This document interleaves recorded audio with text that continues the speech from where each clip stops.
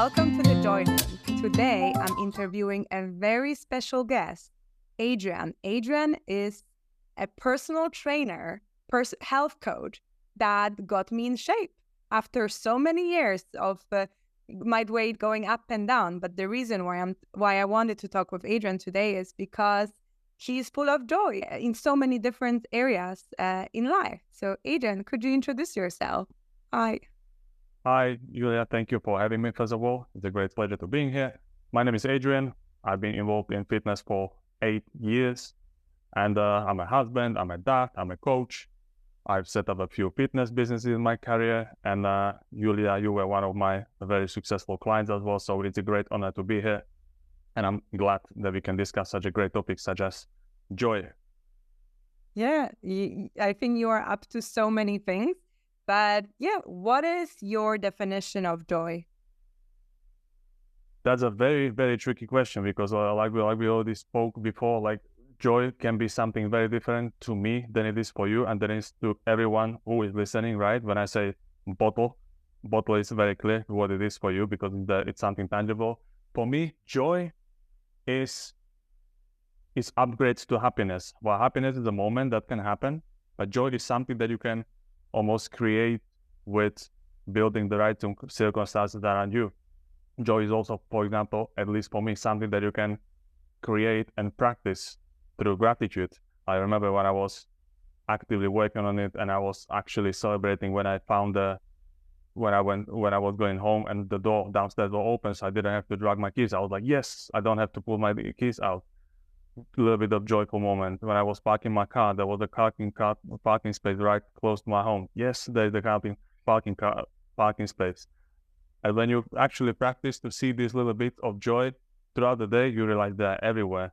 And when you can start seeing the little bits, then you can start seeing the bigger bit. That's why I believe that everyone can create joyful life.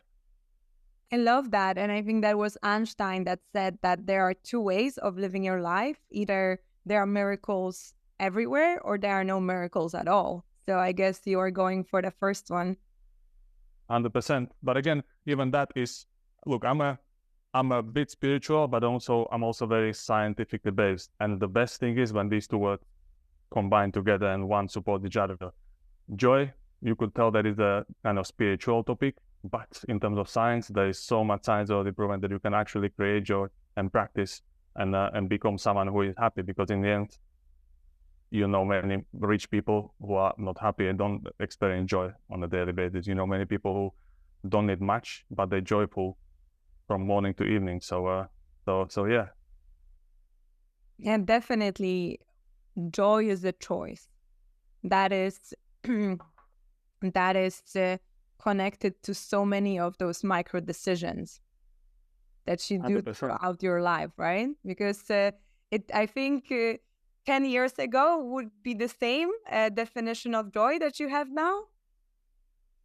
Like if you told me 10 years ago that I live in Spain with my family, that I'll be living close to the beach with 2 little kids and a wife and doing a job that fulfills me and makes me joyful every day, I wouldn't believe, right? 10 years ago, that was when I stopped drinking, which by then for past 5 years, probably alcohol was giving me joy. Actually, that's something that I can ask you because you're someone who explores joy on a weekly basis. Say 10 to 15 years ago, I was an alcoholic and I was drinking and I thought that was bringing me joy. Was that bringing me joy, or we can't talk about joy in correlation to drinking every day? Wow, this is a big coming from you. Sorry. So technically, when it comes to joy and the impact on the nervous system, let's say, just from this perspective. So happiness is something that activates your the sympathetic nervous system. That is like go mode, right? The adrenaline and so on. And then the joy, it's more like this parasympathetic, which is like rest and digest and more calm feeling to it, right? The inner peace and calmness. And actually, that's what alcohol does to your body, that you also have this adrenaline level decrease and you have this perceived relaxation. Mm-hmm. But is it real? That's the thing. No, because it has consequences. So technically, alcohol could be modeled as a little joy in the bottle, and that's how is it sold by those alcohol companies and nightclubs and whatnot. But like joy is something that is more, I would say, sustainable. A little less addictive and less life destroying, right? I wouldn't say that pure joy is not addictive, because once you get to the certain standard, right? Like once you start leveling up in so many areas of your life, you have no space for anything else that is not living up to it. So when you have, let's say, people around you that they are only bringing you peace, joy, and adding value to your life, when the negative person pops out, there is no room for them. So I think it is quite addictive. Yeah, it is. You're right. That also kind of reminded me. Look, in my career, I worked with many coaches and mentors myself. I invested a lot of money in it. And I remember when I was, for example, working with a set of mentors, which I'm not going to mention exactly who it was, and they were very money oriented. They were all about lead magnet and lead generation and marketing and money and sales, hitting all the numbers and targeting our finances. After a year, I got such a high anxiety and such a little passion for what I do that I had to quit, because I realized that is not what bringing me joy. That's not what I like. That's not why I started doing this job. When I later found the different mentors, they were like, the first question, they never asked me about money or financial target. They asked me, what is the type of life you wanna live? What is the kind of ideal day? And I was like, okay, now we're talking. And I realized that my goals aren't about hitting certain money point, but it's about having that time in the morning when both my kids wake up and I can go there and be 10 minutes with them, going every summer for 1 month to Poland and 1 month to Slovakia with my kids so they can meet my parents and build that relationships. Joy is to decide that for Christmas we're gonna go somewhere, or we just stop working for 2 weeks and so on. Freedom is quite closely connected to joy for me. I agree. It's not about numbers, it's about the choices. Yeah, that 100%. Often comes with numbers as well, but maybe not as much as you think. Yeah, it's the choices can come pretty quickly. It's all kind of your attitude towards life, and also it does require sometimes to simplify. But when you stop having this urge to prove yourself to others and overspend and show off what you have, then life gets easier, I would say. Amazing. So how does last week we released an episode about joy and exercise, and you as a personal trainer, coach, you help so many hundreds of people, including myself, get into the really amazing shapes that it's sustainable. And I will I'm just wondering, in your eyes, how does exercise and movement links to joy? Again, we can come back to science, where it's proven that exercise is one of the most reliable ways how to get happier and more joyful and more positive. And nobody can say it doesn't work, because it does. As long as you are human, it does work for you.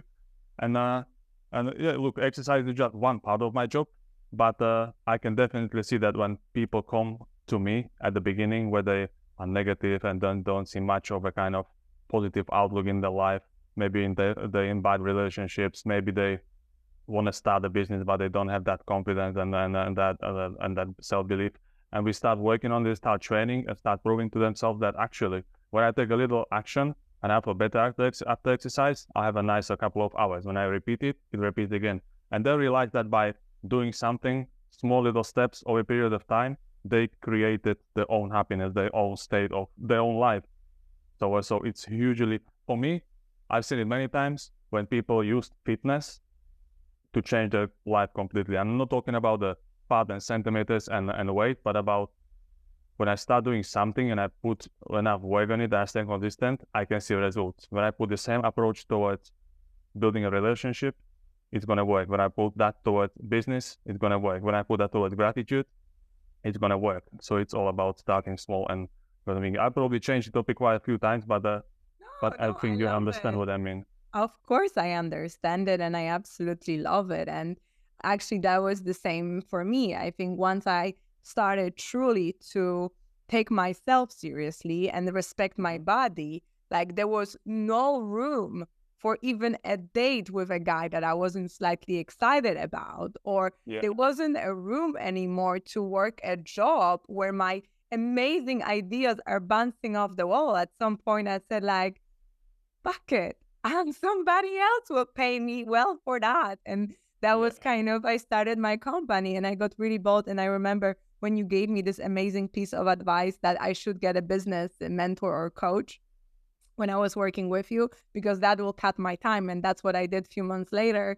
And and actually that also helped me progress in life as well. So it's, I think that, to me, like this is what I see. I think if people cannot get their own body, or like their, like in the shape, it doesn't need to be like a fitness model bikini, not this type, but like a regular like shape to have this energetic level. I believe this is how I see it, that they might have very hard time to succeed in business, because I think sport teaches you this kind of keep showing up no matter if you feel it or not, but it's kind of keep like, that's what taught me. And then it's also like this sustainability of the things that you do it, because there is so many advice that just like work hard, play hard, and then after 6-9 months you are burnt out. But what do you think about it? Yeah, 100%. I just so that we don't forget about we don't go out from the exercising. It is also, you can look at it from different perspective, because yes, exercise does make you feel better, but also many people do something that is not the right thing, for just do random stuff and do something that they hate, that doesn't bring them joy, right? When someone is so desperate, they want to do something and join something, they are very unfit, and they decide to go for a run for an hour, or they join a boxing class where they absolutely hate it and they give up after a week. That's the exact opposite of joy, right? So it's also very important to understand that that we need to start small and build it up over a period of time. And what was the question?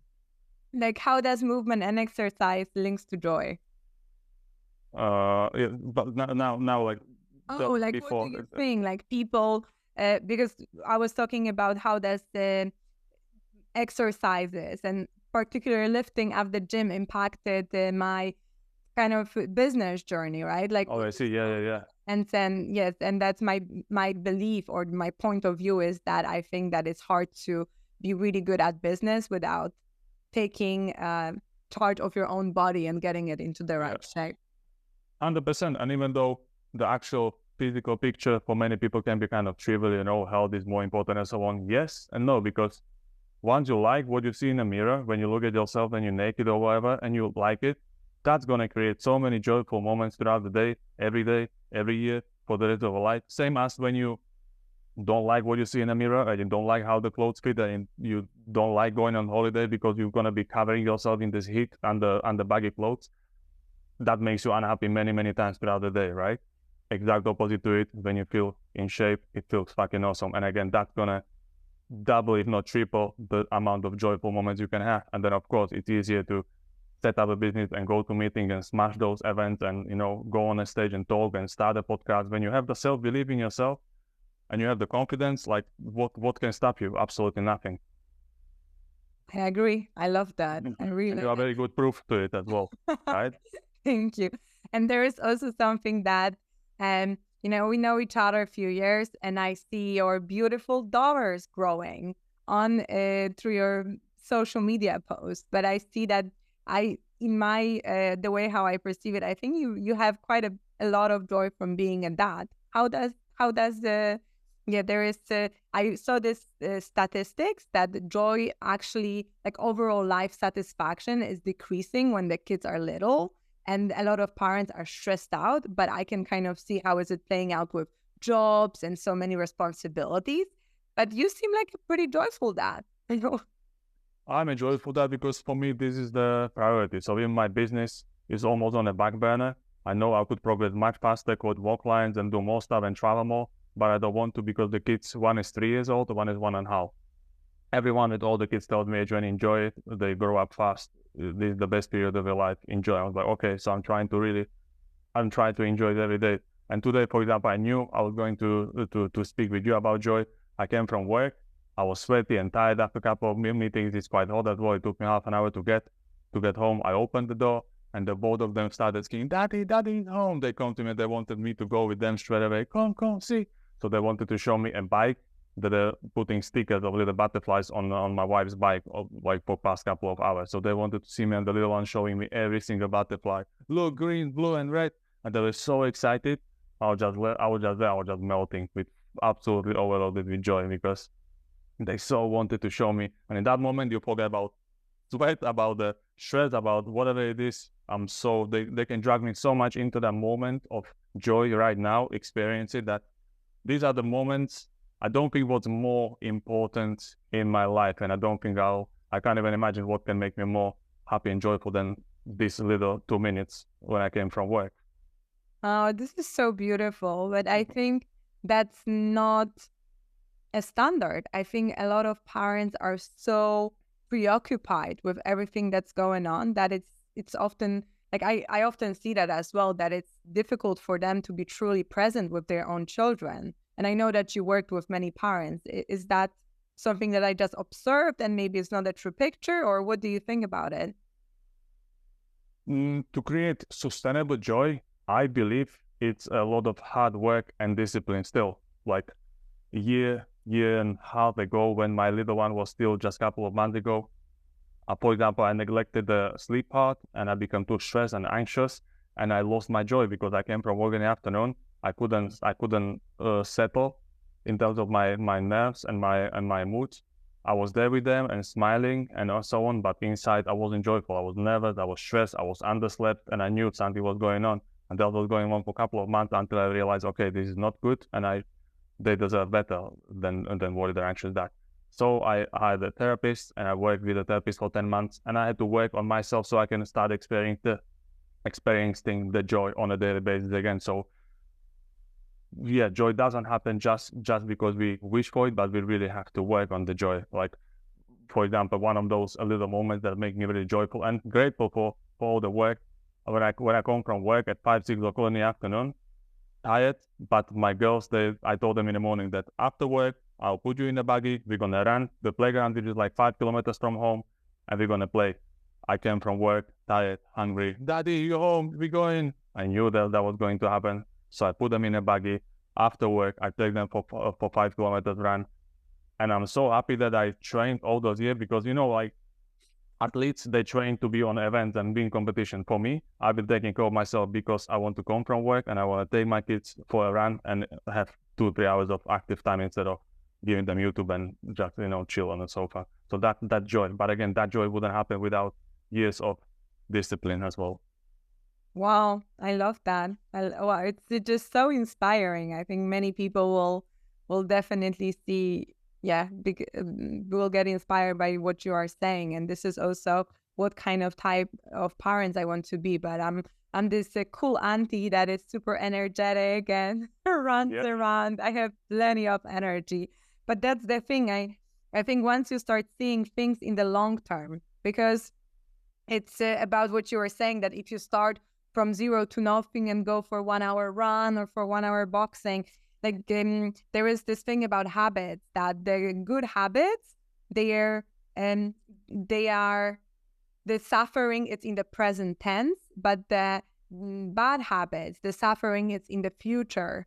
So I know that if I will go for training, then I will not feel maybe always my best for a certain time, but I know that my future, it's kind of secure, that I will be able to run, that I will be able to walk around, and I will be able to travel because I'm investing in it already with my daily actions. So it's all about these choices that they are compounding over time, right? 100%, and I'm 100% sure that if I haven't been taking care of myself the way I am, I would be a very different person right now, and I know I wouldn't like that person. So it's joy does cost something, but I think it's the best spent energy and time you can, because again, what matters more than those little joyful moments, right? What's more important in life? Yeah, nothing. What do you think, right? Yeah, for me, nothing. I think it's all about the joy and the peace and just this sense of purpose and self-fulfillment. But for many people, like kind of majority, looking at the statistic, the other things are more important, or like they believe that they are more important. So Yeah. Yeah, but also, like, for example, I'm not saying that my way of looking at joy, creating joy and connecting discipline and joy is the only and the right way, right? It works with me. It maybe even helps me to overcome hard moments when I'm demotivated, when I don't want to do that. And so I know I'm going to really appreciate it because, again, I'm creating my own happiness constantly, which okay. I'm not saying I'm perfect, but, nobody's perfect. I also skip workout and I also eat what I maybe shouldn't that day, whatever. Nobody cares anymore. But yeah, I'm when I look at myself, I'm proper grateful that I've been this way because that allowed me to enjoy those joyful moments that I had today. Wonderful. And what would be your practical advice for someone to start experiencing more joy in their life? Like it's Choose, something really small, like you said. We have to start small. yes, choose one area that you want to start, whether that is starting practicing gratitude on the daily basis or starting even meditating or starting a training, some area that you want to develop and start from very, very little simple step and prove to yourself that when you can do something, reading a book, when you can read 1 page a day and you can do it for 3 months, then you read through 2 books that will actually give you something. Prove to yourself that by doing something on a regular basis, small little bits will change your life ultimately. If you decide to take care of yourself through fitness, start with something very simple. If you decide to work on a business, start with very simple steps. If you decide to practice gratitude, which is one of the first things that I will probably start practicing, start noticing those little things. Every night, write down one thing that made you happy.